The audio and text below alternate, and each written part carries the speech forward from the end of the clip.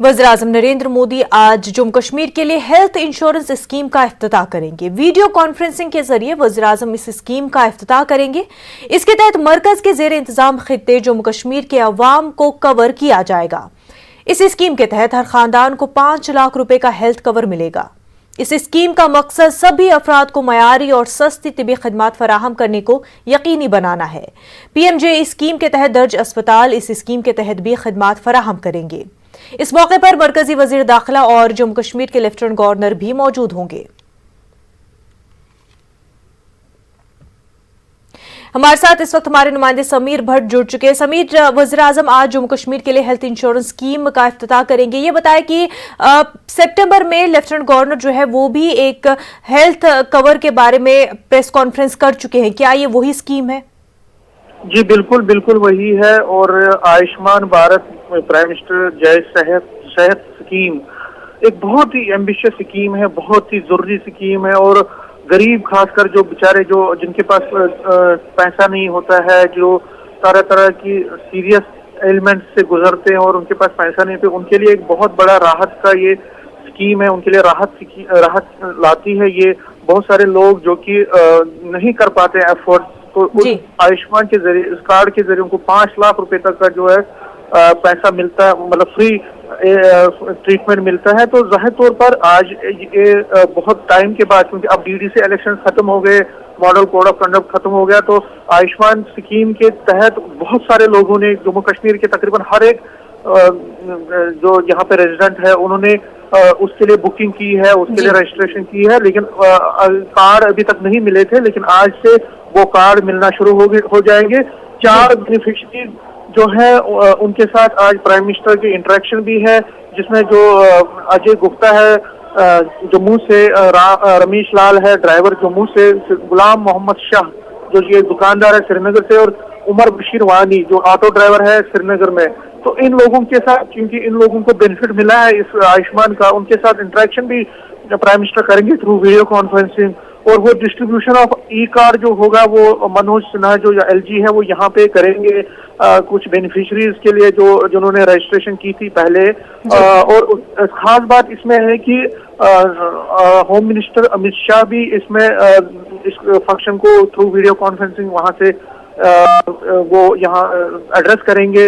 और बहुत बड़ी फंक्शन है। सबसे जो 11-21 का टाइम दिया गया है, 11-20 से फंक्शन शुरू होगी। LG आएंगे, उसके बाद गवर्नर जो एडवाइजर्स हैं, सारे एडवाइजर्स यहाँ पे मौजूद रहेंगे, वो भी बात करेंगे, चीफ सेक्रेटरी भी बात करेंगे।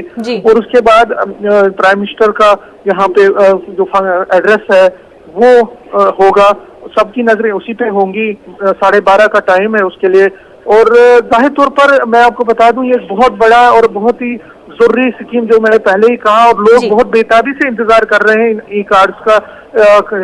मैंने बताया आपको कि तकरीबन 3 महीने तक ड्राइव चलता रहा पूरे जम्मू कश्मीर में, जिसमें लोगों को, जो लोगों ने रजिस्ट्रेशन की, कुछ डॉक्यूमेंट्स उनको देने पड़े, और उसके बाद उन्होंने जो सेंटर्स बनाए गए थे इसके लिए वो बुकिंग की आयुष्मान की। तो लेकिन लोगों को जब कार्ड नहीं मिल रहे थे तो लोग थोड़ा परेशान दिख रहे थे। हमारी उनसे बात हो रही थी कि भाई हमने तो बुकिंग रजिस्ट्रेशन करवाई, इसके लिए हमने अप्लाई किया है, लेकिन अभी तक हमें कार्ड नहीं मिल रहे हैं।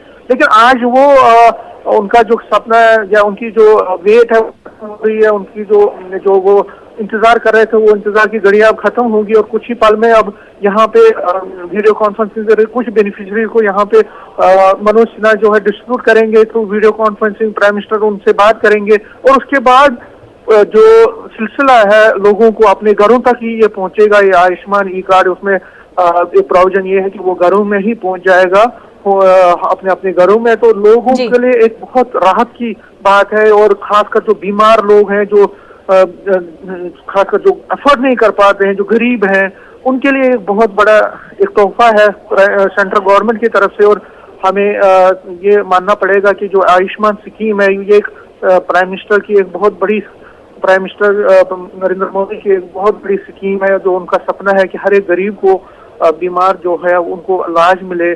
तो वो एक बड़ा चीज होने जा रही है अभी कुछ ही पल के बाद।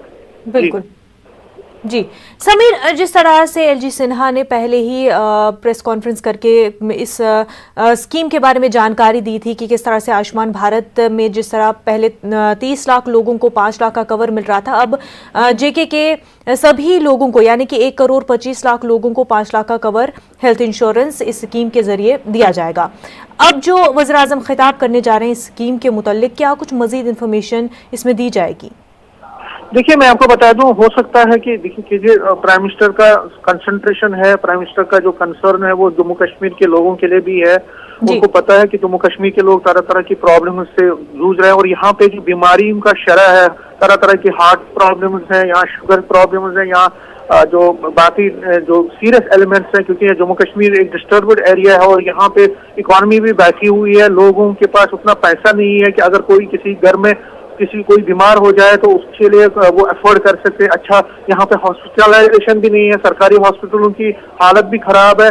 तो जाहिर तौर पर हो सकता है कि जो 5 लाख का है उसको बढ़ाया जाए, ऐसा लग हो सकता है, लेकिन उस पर मैं अभी नहीं कह सकता हूँ। लेकिन कुछ ना कुछ गवर्नमेंट ऑफ इंडिया कुछ ना कुछ सोच रही होगी कि इस आयुष्मान के जरिए कुछ और ज्यादा फैसिलिटीज इनको मिले, लेकिन अभी उससे कहना कबल वक्त होगा। लेकिन हाँ, अगर 5 लाख रुपए भी एक फर्द को मिलता है और इंश्योरेंस कवर मिलता है तो जाहिर तौर पर एक राहत की बात है उस परिवार के लिए, उस घर के लिए। और हमें ये मानना पड़ेगा कि ऐसी स्कीम जरूरी बहुत ज्यादा लोगों को बहुत अच्छी तरह से लोगों को राहत पहुंचाती है। और ये स्कीम जहां जहां भी राइज हुई है वहां पे लोगों ने इसका फायदा उठाया है। और जिस तरह से अब इस पे सारी कंसंट्रेशन है, सरकार पूरा चाहती है कि इस पे जो है ज्यादा से ज्यादा लोगों को फायदा पहुंचे।